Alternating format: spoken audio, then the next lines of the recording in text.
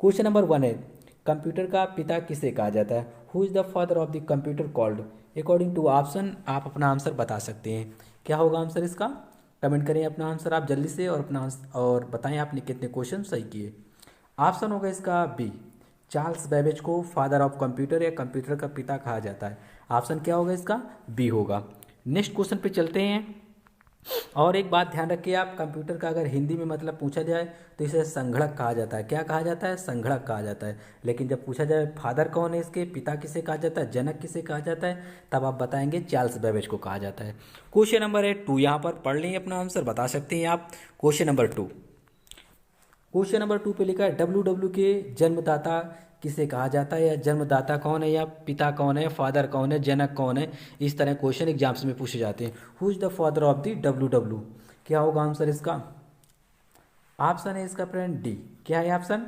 D, Tim Berners Lee को। Tim Berners Lee को W का जनक कहा जाता है। आपको पता होगा डब्ल्यू क्या होता है, अगर नहीं जानते तो इसका पूरा नाम होता है वर्ल्ड वाइड वेब। आपके एग्जाम्स में इतना ही पूछा जाएगा, इसका फुल फॉर्म क्या होता है और इसके जनक कौन है या इसके फादर कौन है, तब आपको बताना होगा टिम बर्नर्स ली इसके जनक या फादर हैं। ठीक है, आप देख सकते हैं यहाँ पर, अगर एडिशनल जानकारी चाहिए आपको, ये टिम बर्नर्स ली इंग्लिश में लिखा हुआ है यहाँ पर, और ये फुल फॉर्म लिखा है वर्ल्ड वाइड वेब लिखा है। और कब खोज की थी डब्ल्यू की खोज कब हुई थी? कोई भी वेबसाइट में अगर हम कोई भी चीज़ सर्च करना चाहते हैं तो हमें क्या होता है, यूआरएल टाइप करना होता है www डॉट करके। ठीक है, तो आपको ध्यान रखना है 1989 में 1989 में डब्ल्यू की खोज की गई थी। काफ़ी इंपॉर्टेंट है फैक्ट, आपको याद रखना है। क्वेश्चन नंबर 3, ये वही क्वेश्चन लिए गए हैं जो भी नर्सिंग एग्जाम्स में अब तक पूछे गए हैं और कई कई कम्पिटेटिव एग्जाम्स से जो मोस्टली पूछे जाते हैं क्वेश्चन। ठीक है, यहाँ लिखा है ईमेल का जन्मदाता किसे कहा जाता है? Who is consider the originator of the email? तो बता सकते हैं अपना आंसर। क्या होगा आंसर इसका? कमेंट करिए आंसर। ऑप्शन है इसका बी फ्रेंड्स। क्या है? रे टॉमलिंसन को ईमेल का जन्मदाता कहा जाता है। ईमेल का पूरा नाम क्या होता है?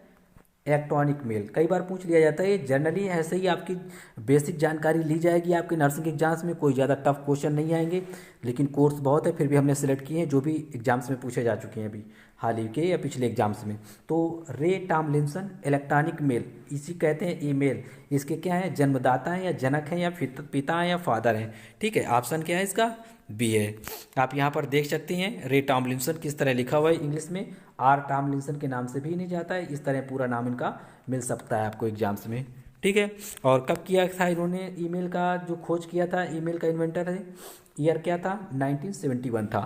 नेक्स्ट क्वेश्चन है यहाँ पर, क्वेश्चन नंबर 4, पढ़ ली अपना आंसर बताएं आप। क्वेश्चन नंबर 4, कंप्यूटर का मस्तिष्क किसे कहा जाता है? What is the computer brain called? क्या होगा आंसर इसका? आप बता सकते हैं अपना आंसर। क्या है आंसर इसका? बताएं अपना आंसर जल्दी से। ऑप्शन है इसका फ्रेंड्स बी, सीपीयू को। किसको कहा जाता है? सीपीयू को। कंप्यूटर का जो ब्रेन कहा जाता है, कंप्यूटर का या मस्तिष्क कहा जाता है, तो किसे कहा जाता है? सीपीयू को कहा जाता है। ऑप्शन है इसका बी। सीपीयू का पूरा नाम क्या होता है फ्रेंड्स?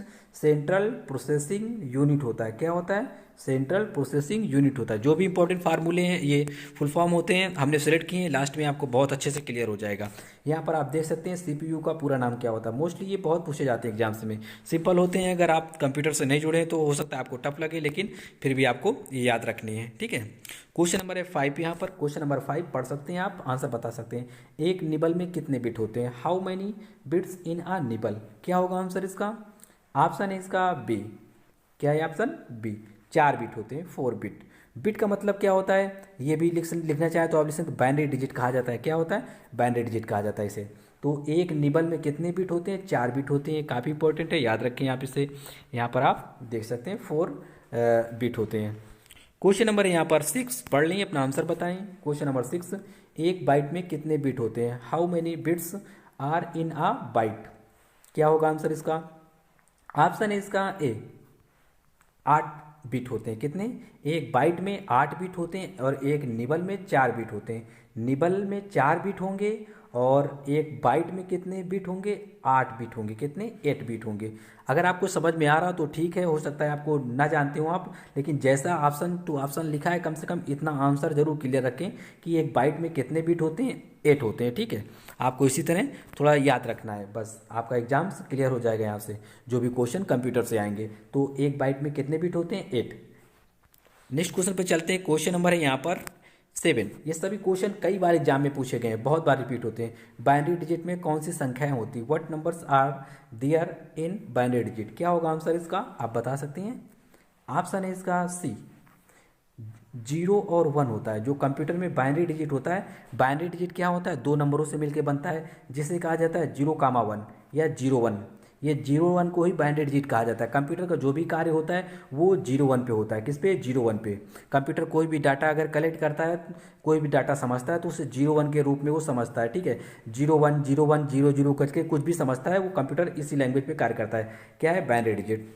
कभी टाइम मिलेगा तो नेक्स्ट उसमें हम सेशन में इसे बहुत अच्छे डिटेल्स समझाएंगे। अभी आपको जनरली जानकारी दे रहे हैं क्योंकि आपका एग्जाम से, ठीक है। यहाँ पर देख सकते हैं क्वेश्चन नंबर 8, 1 किलोबाइट में कितने 1 किलोबाइट में कितने बाइट होते हैं? ये काफ़ी इंपॉर्टेंट है डाटा जो हम बता रहे हैं यहाँ पर। How many bytes in a kilobyte, 1 kilobyte में पूछ रहा है। तो क्या होगा आंसर इसका? ऑप्शन है इसका ए, ये 1024 1024 बाइट होते हैं 1 KB में। डिटेल नीचे है, आप समझ लें क्या क्या पूछा जा सकता है एग्जाम्स में। यहाँ पर देख लें 1 KB, KB मतलब होता है किलोबाइट, कभी कभी फुल फॉर्म पूछ लिया जाता है तो किलोबाइट होता है। तो ध्यान रखें 1 KB में 1024 बाइट होते हैं। कितने? 1024 बाइट होते हैं। जब आपसे पूछा जाएगा कि एक बाइट में कितने बीट होते हैं, तब आप बताएंगे 8 बीट होते हैं, ठीक है। ये बात भी आपको ध्यान रखनी है। यहाँ पर देख लें, काफ़ी इंपॉर्टेंट है आपके लिए। और भी जब पूछा जाता है, आपको पता होगा कि MB जो मोबाइल में आप यूज करते हैं या कंप्यूटर में, कि आपको पता होगा कि MB क्या होता है, तो मेगाबाइट इसका नाम होता है। तो जब पूछा जाए कि एक MB में कितने किलोबाइट होते हैं, तब आप बताएंगे 1024। आपको केवल 1024 पे फोकस करना है और क्या करना है, इसको इंक्रीज करते चलते रहना है, ठीक है। अकॉर्डिंग टू ऑप्शन के अनुसार देखना है MB में क्या होगा, कितने मेगाबाइट में कितने KB होंगे, 1024, ये 1024 KB होंगे। जब पूछा जाए एक GB में, आप GB जानते होंगे, GB क्या होता है, GB में स्टोरेज स्टोर किया जाता है कोई भी डाटा, ठीक है। आपको पता होगा 8 GB, 10 GB, 64 GB, ये क्या होता है, कंप्यूटर में डाटा इसमें स्टोर किया जाता है। तो यहाँ पर देख सकते हैं, तो GB का मतलब होता है गीगाबाइट। इसमें कितने मेगाबाइट होंगे, 1024 मेगाबाइट होंगे। कुल मिला के आपको ये काफ़ी डाटा इंपॉर्टेंट है, ध्यान रखना है। मोस्टली यही पूछे जाते हैं, ज़्यादा टफ नहीं होता। और 1 TB में कितना होता है, ये 1 TB कितने के बराबर होती है, ये भी क्या है, कंप्यूटर स्टोरेज होता है। तो 1024 GB आती हैं 1 TB के अंतर्गत, 1024 GB आती हैं। नेक्स्ट क्वेश्चन पर चलते हैं। क्वेश्चन है हमारा 9, काफ़ी बार पूछा गया है, कई बार एग्जाम्स में। क्वेश्चन नंबर 9, बता सकते हैं अपना आंसर, काफ़ी सिंपल है। RAM का पूरा नाम क्या होता है? What is the full form of the RAM? इसे रैम पढ़ा जाता है। क्या होगा आंसर इसका? ऑप्शन है इसका friends, random access memory. Option क्या है इसका? C, random access memory. काफ़ी इंपॉर्टेंट है, ध्यान रखें। ये कंप्यूटर रैम होता क्या है, मैं बताना चाहूँगा आपको। रैम क्या होता है, कंप्यूटर में एक प्रकार का क्या होता है, मेन मेमोरी कहा जाता है इसे, या प्राइमरी मेमोरी के नाम से ही जाना जाता है। प्राइमरी मेमोरी कितनी होती हैं? 2 होती हैं। एक होता है रैम, दूसरा होता है रोम। ये बात भी आपको ध्यान रखनी है। ये 2 फुल फॉर्म है जो बहुत ज़्यादा पूछे जाते हैं, ठीक है। नेक्स्ट क्वेश्चन पे क्लियर हो जाएगा आपका। क्वेश्चन नंबर 10, क्वेश्चन नंबर 10 पे लिखा है रोम का पूरा नाम क्या होता है? What is the full form of the ROM? तो क्या बताना चाहेंगे आप, क्या होगा आंसर इसका? ऑप्शन है इसका ए, रीड ओनली मेमोरी। इसमें केवल रीड किया जा सकता है, राइट नहीं किया जा सकता, ये बात भी ध्यान रखना है। एक पूछा जाता है वो कौन सी मेमोरी है जिसमें केवल रीड किया जा सकता है, राइट नहीं, तो आपको बताना होगा रीड ओनली मेमोरी। मतलब रोम होता है ऐसा मेमोरी जिसमें रीड कर सकते हैं, राइट नहीं कर सकते, ठीक है, या रिराइट नहीं कर सकते। क्या? रिराइट नहीं कर सकते। ऑप्शन इसका ए, रीड ओनली मेमोरी। ये फुल फॉर्म काफ़ी इंपॉर्टेंट है। क्वेश्चन है यहाँ पर 11, क्वेश्चन नंबर 11, कंप्यूटर में प्रयुक्त IC चिप किसकी बनी होती है? जो कंप्यूटर में IC चिप यूज की जाती है वो किस चीज़ की बनी होती है? ऑप्शन है इसका सी, सिलिकॉन की बनी होती है। किसकी? सिलिकॉन की। अगर आप स्पेलिंग लिखना चाहें तो लिख सकते हैं SILICON, ये सिलिकॉन होता है, ठीक है। कंप्यूटर में जो चिप यूज की जाती है IC चिप, इसका IC का नाम क्या होता है IC चिप का? इसे कहते हैं इंटीग्रेटेड सर्किट। क्या कहते हैं? इंटीग्रेटेड सर्किट कहते हैं। मोस्टली कई बार एग्जाम में पूछा जा चुका है ये, कि IC जो चिप होती है वो किस चीज़ की बनी होती है, आपको बताना होगा ये सिलिकॉन की बनी होती है। नेक्स्ट क्वेश्चन पे चलते हैं। क्वेश्चन नंबर है हमारा 12, काफ़ी इंपॉर्टेंट है। ये लिखा है कंप्यूटर के संदर्भ में ALU का क्या तात्पर्य है? सभी पूछे गए क्वेश्चन लिए हमने जो भी पूछे जा चुके हैं अभी तक, ठीक है, सभी इंपॉर्टेंट है। कोई भी कंप्यूटर में बहुत रिवाइज होते हैं क्वेश्चन। ये दिखा है what is the ALU mean in computer in context? क्या होगा आंसर इसका? Arithmetic logic unit. ऑप्शन क्या है इसका? ऑप्शन है इसका फ्रेंड डी, ये पूरा नाम लिखा है ALU का, अरिथमेटिक लॉजिक यूनिट। ये CPU का भाग होता है, किसका? CPU का पार्ट होता है। कौन? ALU, arithmetic logic unit. Option D है आंसर सही। अब देखते हैं क्वेश्चन नंबर है हमारा 13 नंबर पढ़ लें और अपना आंसर बता सकते हैं। क्वेश्चन नंबर 13, क्वेश्चन नंबर 13 पे लिखा हुआ है कंप्यूटर का मुख्य पटल किसे कहा जाता है? कंप्यूटर का मुख्य पटल या मेन बोर्ड किसे कहा जाता है? क्या होगा आंसर इसका? बता सकते हैं आप अपना आंसर? ऑप्शन है इसका बी, मदरबोर्ड को। मदरबोर्ड को, कीबोर्ड गलत होता है आंसर, ठीक है। कंप्यूटर का जो मुख्य पटल होता है या मेन बोर्ड होता है उसे कहा जाता है मदरबोर्ड, ठीक है। ये काफ़ी इंपॉर्टेंट है, ध्यान रखना है आपको मदरबोर्ड। यहाँ पर आप समझना चाहें तो डिटेल थोड़ी दी गई है, आप यहाँ पर समझ सकते हैं। और मदरबोर्ड के जो अदर नाम होते हैं वो कौन कौन से होते हैं, ठीक है। मोस्टली लोग इस टर्म में बात करते हैं, इसे मेन बोर्ड कहा जाता है या सर्किट बोर्ड कहा जाता है, सिस्टम बोर्ड कहा जाता है, इसे बेस बोर्ड कहा जाता है, प्लानर बोर्ड कहा जाता है, लॉजिक बोर्ड कहा जाता है, या मोबो के नाम से भी इसे जाना जाता है, ठीक है। ये दिखा है is the main printed circuit board या PCB। तो इतने सारे ये नाम हैं किसके? मदरबोर्ड के। मोस्टली जो ज़्यादा प्रचलित नाम होते हैं वो सिस्टम बोर्ड होता है, मदरबोर्ड होता है, सर्किट बोर्ड होता है और मेन बोर्ड होता है। ये 4 नाम ज़्यादा प्रचलित हैं, फेमस हैं, जिनके माध्यम से याद किया जाता है, ठीक है, या इसे बताया जाता है। मोस्टली जो ज़्यादा कॉमन है वो है मेन बोर्ड या मदरबोर्ड। इस पर भी आपको फोकस करना है। ये कंप्यूटर का मुख्य पटल कहलाता है या मेन बोर्ड कहलाता है। क्वेश्चन है यहाँ पर 14, मोस्टली कई बार एग्जाम में पूछा जाता है ई-कॉमर्स का अर्थ क्या है? What does e-commerce mean? क्या होगा आंसर इसका? ऑप्शन है इसका ए, क्या है? इंटरनेट पर व्यापार, इंटरनेट पर व्यापार करना, ऑनलाइन व्यापार करना। ई-कॉमर्स का फुल फॉर्म कई बार पूछा गया है, आप बता सकते हैं। ई-कॉमर्स का फुल फॉर्म होता है इलेक्ट्रॉनिक कॉमर्स। क्या होता है? इलेक्ट्रॉनिक कॉमर्स होता है। यहाँ आप देख सकते हैं थोड़ा डिटेल्स भी। ये ई-कॉमर्स होगा। यहाँ पर ई-कॉमर्स का जो पूरा मतलब होता है, फुल फॉर्म होता है, वो होता है इलेक्ट्रॉनिक कॉमर्स। आप इसका पूरा नाम भी लिख लें। ये लिखा है is the buying and the selling of the goods and services. इसमें क्या होता है? इंटरनेट के माध्यम से कोई भी डाटा, कोई भी कार्य किया जाता है या सेल किया जाता है या बाई किया जाता है, उसे कहते हैं इंटरनेट पर व्यापार करना या ई-कॉमर्स कहते हैं। ई-कॉमर्स इसे ही कहते हैं। कोई भी कार्य जो भी इंटरनेट के माध्यम से कोई भी कार्य सेलिंग का, बाइंग का किया जाएगा, बेचा जाएगा, खरीदा जाएगा, उसे ई-कॉमर्स कहेंगे। ई-कॉमर्स मतलब इलेक्ट्रॉनिक कॉमर्स। नेक्स्ट क्वेश्चन से हमारा क्वेश्चन नंबर है 15, पढ़ सकते हैं आप, नाम से बता सकते हैं। कंप्यूटर स्क्रीन पर ब्लिंक करने वाले, ये प्रति नहीं, यहाँ पर प्रतीक लिख लें आप। यहाँ पर आप प्रतीक लिख सकते हैं इस तरह। प्रतीक क्या है? ये लिखा है व्हाट इज द सिंबल। यहाँ पर इंग्लिश में अच्छे से मेंशन है, what is the symbol blinking on a computer screen. जो कंप्यूटर स्क्रीन पर एक सिंबल ब्लिंक होता रहता है इस तरह, इस तरह। आप जब भी कभी टाइपिंग करें MS वर्ड में या कहीं पर भी, MS वर्ड या MS ऑफिस में कुछ भी करेंगे वर्क, तो इस तरह क्या होता है? एक ब्लिंकिंग होता रहता है इस तरह का एक कर्सर। इसे क्या कहा जाता है? कर्सर कहा जाता है। ऑप्शन इसका बी, कर्सर के नाम से इसे जाना जाता है। आप जिस तरह क्वेश्चन लिखा है इस तरह समझ लें, यहाँ पर प्रतीक लिख लें। प्रतीक की जगह कंप्यूटर की स्क्रीन पर जो ब्लिंक करने वाला पॉइंट होता है उसे क्या कहा जाता है? उसे कर्सर के नाम से जाना जाता है। कर्सर यहाँ पर पढ़ सकते हैं, हिंदी इंग्लिश दोनों में लिखा हुआ है। नेक्स्ट है यहाँ पर क्वेश्चन नंबर 16, बता सकते हैं आप अपना आंसर। क्वेश्चन नंबर 16 ये लिखा हुआ है कंप्यूटर मेमोरी की क्षमता को किस में मापा जाता है? What is the capacity of computer memory measured? तो क्या होगा आंसर इसका? ऑप्शन है इसका डी फ्रेंड्स।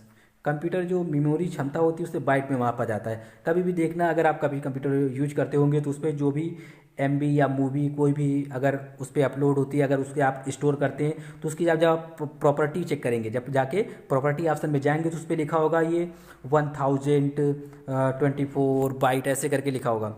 मूवी होगा या पिक्चर्स होगी, मान लो वो आपकी पिक है या इमेज है वो आपकी, तो उस पर लिखा होगा 1024 बाइट्स। तो इससे पता चलता है, आप यहाँ से समझ सकते हैं जो कंप्यूटर में जो मेमोरी की जो क्षमता होती है किस में मापी जाती है? बाइट में मापी जाती है, बाइट में मेजर किया जाता है।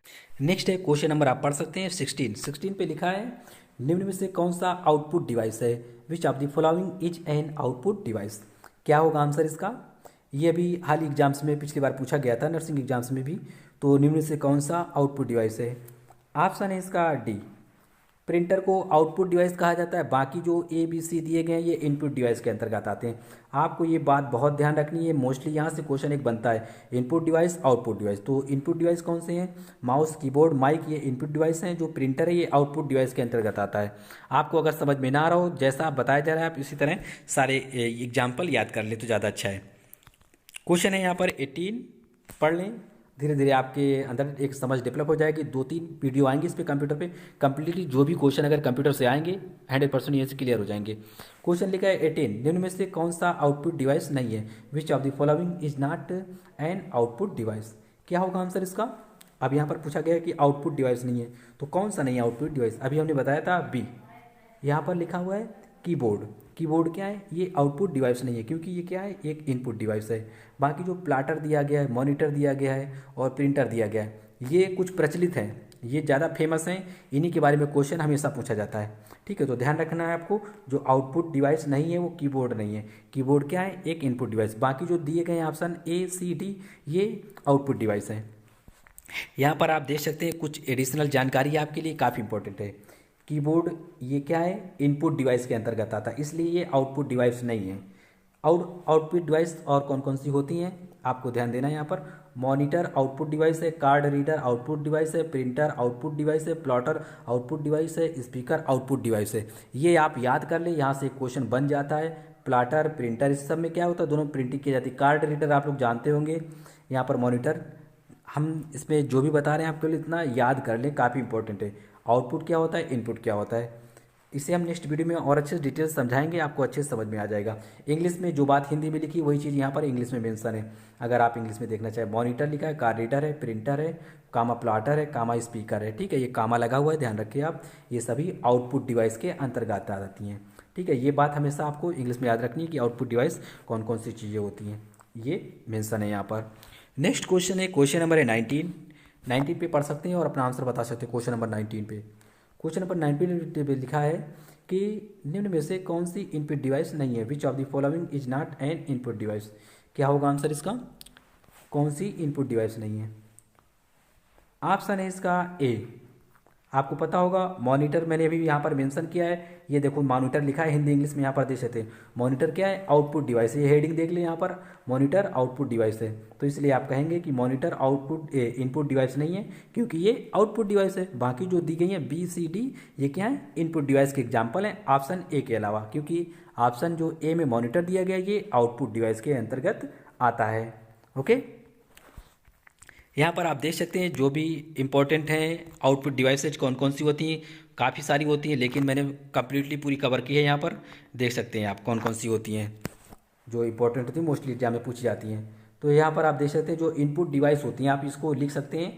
इनपुट डिवाइस जो होती है कंप्यूटर में, उसे कहा जाता है माउस, फिर दूसरा होता है कीबोर्ड, जो ज़्यादा फेमस होती है माउस कीबोर्ड, मोस्टली आपको ऑप्शन में मिलेंगे यही। और light pen, scanner, barcode reader, MICR, इसे कहते हैं मैग्नेटिक इंकरेटर रिकॉग्निशन। ठीक है, ये लिखा है OMR। OMR से क्या होता है? आपकी जो कापियाँ होती हैं, जो ऑफलाइन पेपर होते थे, OMR सीट दी जाती थी ना, उसे OMR के माध्यम से चेक किया जाता था।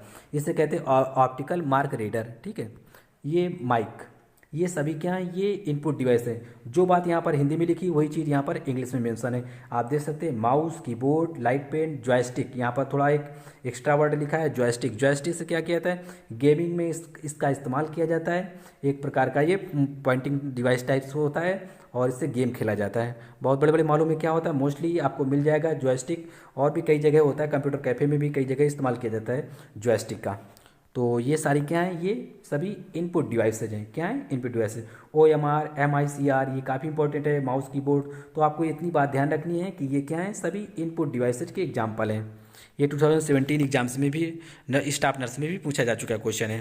क्वेश्चन है यहाँ पर 21 नंबर, पढ़ लें, अपना आंसर बताएं। ये लिखा है कंप्यूटर की निम्न में से कौन सी उच्च स्तरीय भाषाएं हैं? उच्च स्तरीय भाषाएं का मतलब है यहाँ पर हाई लेवल लैंग्वेज कंप्यूटर की कौन कौन सी हैं? अकॉर्डिंग टू ऑप्शन आप बता सकते हैं आंसर।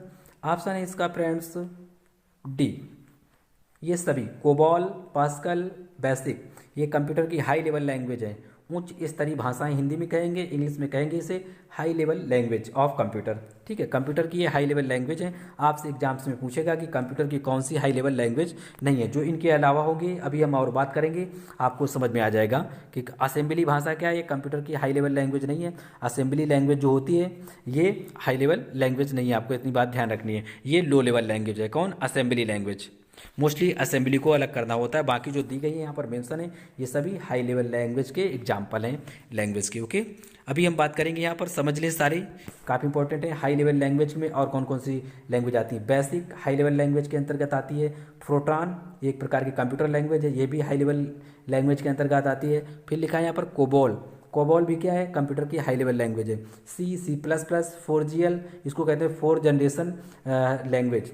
एल्गोल, लोगो, पास्कल ये सभी हाई लेवल लैंग्वेज के एग्जाम्पल हैं। आप इन्हें याद कर लें, काफ़ी इंपॉर्टेंट है। क्वेश्चन बनाते हैं तो बहुत सारे बन जाते हैं।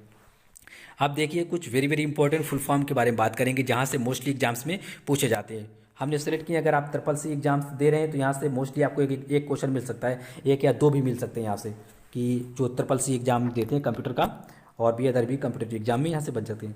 पूछा जाता है मोस्टली URL का पूरा नाम क्या होता है? तो हमने यहाँ पर वन लाइनर पर सेलेक्ट किया है, इसे हम MCQ में नेक्स्ट वीडियो में लाएंगे। आप यहाँ से पहले कन्फर्म कर लें ताकि आपकी तैयारी हो जाए, फिर इसे नेक्स्ट वीडियो में MCQ में सॉल्व करें।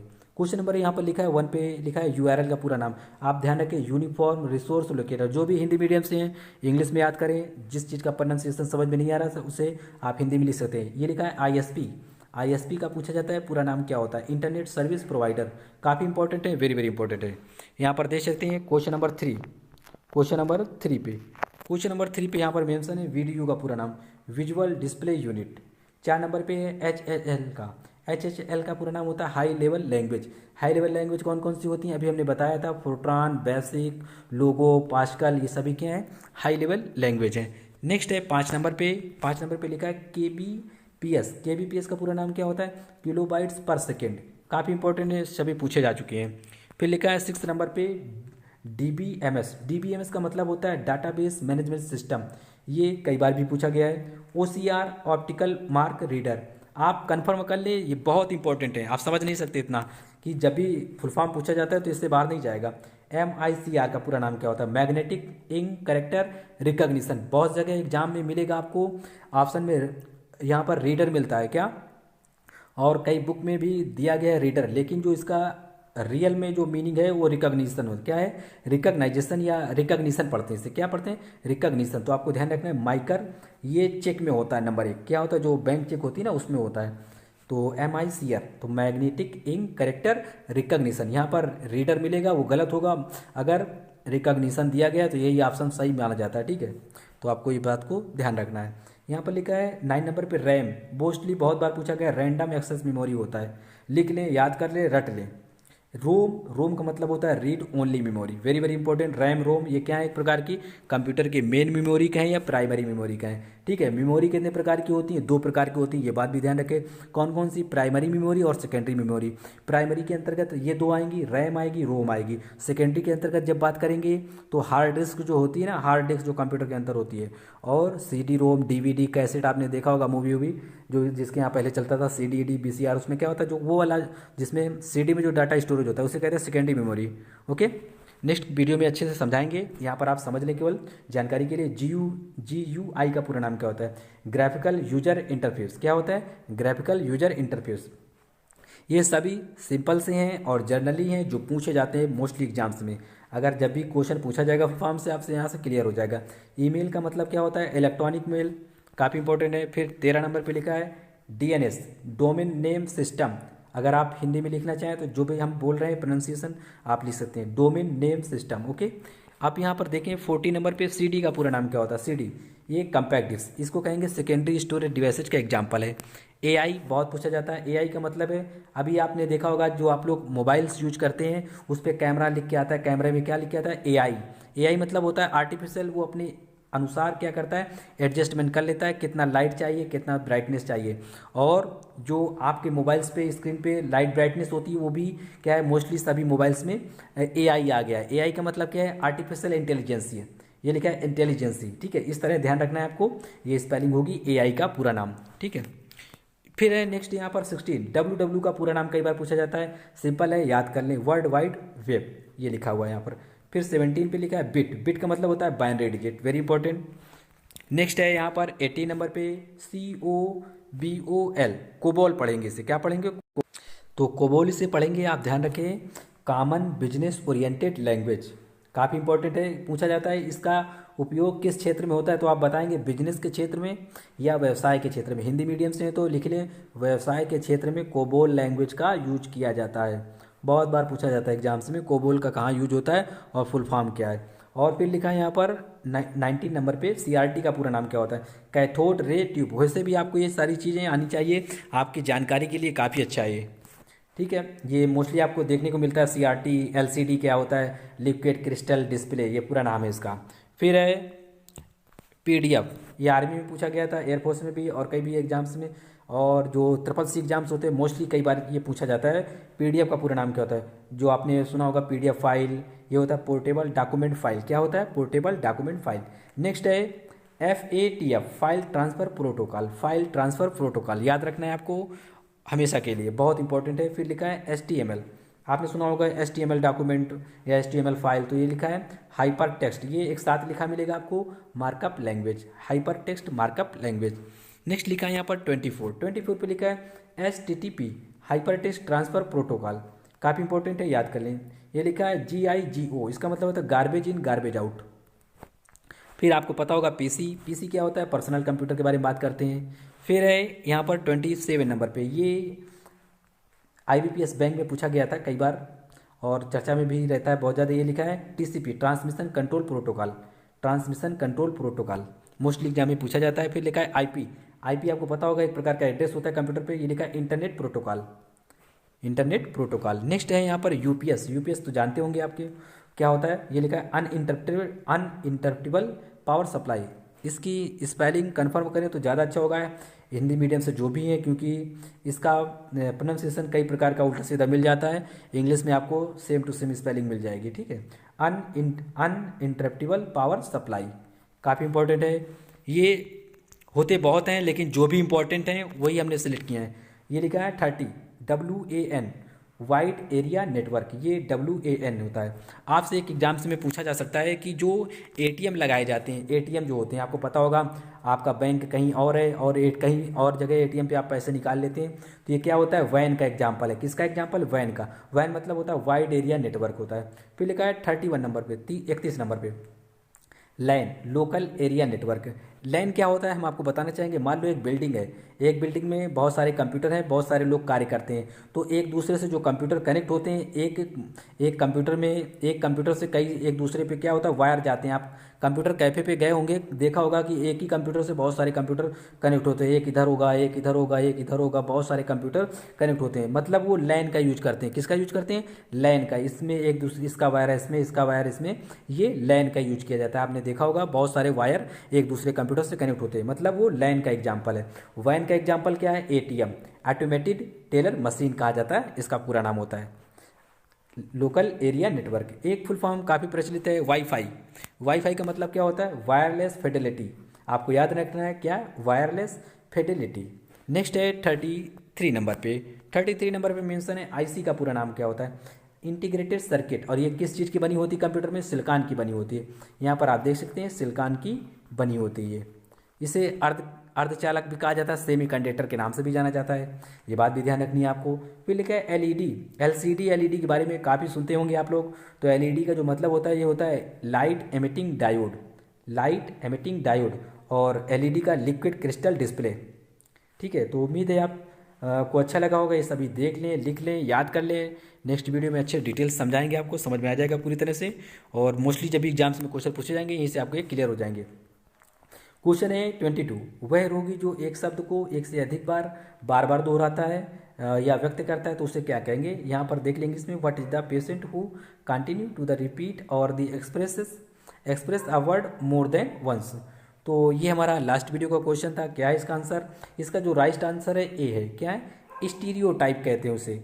स्टीरियोटाइप का मतलब होता है घिसी पिटी बातें करना, एक ही बात को बार बार दोहराना, एक ही बात को बार बार दोहराना, या अतिरिक्त उस वर्ड का या उस शब्द का बार बार प्रयोग करना। एक प्रकार का कोई रोगी जो एक ही बात को बार बार दोहराता हो या घिसी पिटी बातें करता हो तो उसे क्या कहेंगे, वो एक प्रकार का स्टीरियोटाइप है, ठीक। नेक्स्ट क्वेश्चन से क्वेश्चन नंबर है यहाँ पर 23, ये आपके लिए है। क्वेश्चन जो भी थे हमने वन लाइनर में सिलेक्ट किए थे। यहाँ पर 23 नंबर पे आप बता सकते हैं, निम्न में से कंप्यूटर की आँख किसे कहा जाता है। ये आपके लिए ऑप्शन दिए गए हैं, आपको बताना होगा। इसे हम नेक्स्ट वीडियो में ज़रूर कवर करेंगे और अच्छे डिटेल से आपको समझाएंगे। कंप्यूटर का कोर्स बहुत ज़्यादा होता है, जो भी इंपॉर्टेंट होंगे नर्सिंग एग्जाम्स में पूछे गए क्वेश्चन है वही हमने सेलेक्ट किए हैं और इन फ्यूचर पूछे जाएंगे, और हम जो भी पढ़ाएंगे जो भी अभी तक पूछे गए क्वेश्चन है आपको इसका आंसर बताना होगा। हम इससे नेक्स्ट वीडियो में मिलेंगे, तब तक के लिए टाटा बाय बाय। अगर चैनल पे नए से सब्सक्राइब कर सकते हैं हमारे लेटेस्ट वीडियो पाने के लिए, क्योंकि हम डेली एक टेस्ट सीरीज अपलोड करते हैं। वीडियो कैसा लगा एक बार कमेंट बॉक्स में जरूर बताएं। Thanks for watching friend, thank you, bye.